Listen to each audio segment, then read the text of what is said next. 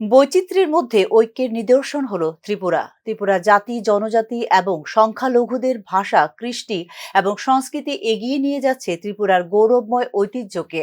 শুক্রবার ত্রিপুরা লিটারেচার ফেস্টিভ্যালের আনুষ্ঠানিক উদ্বোধন করতে গিয়ে এই রকমটাই জানালেন মুখ্যমন্ত্রী ডক্টর মানিক সাহা।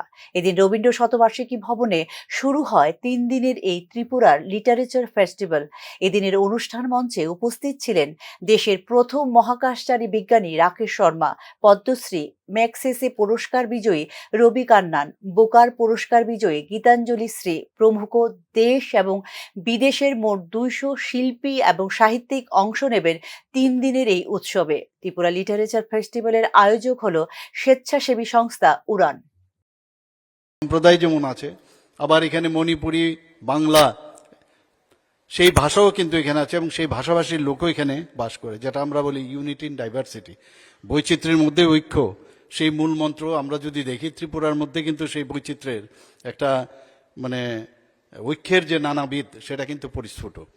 এখানকার প্রকৃতি, জল, হাওয়া, পরিবেশ, মানুষের জীবন যাত্রা, রীতিনীতি, পাহাড় ও সমতলের যে একটা নিবিড়, যে একটা বন্ধুত্বের, যে সংস্কৃতির একটা উপাদান আমি বলতে পারি।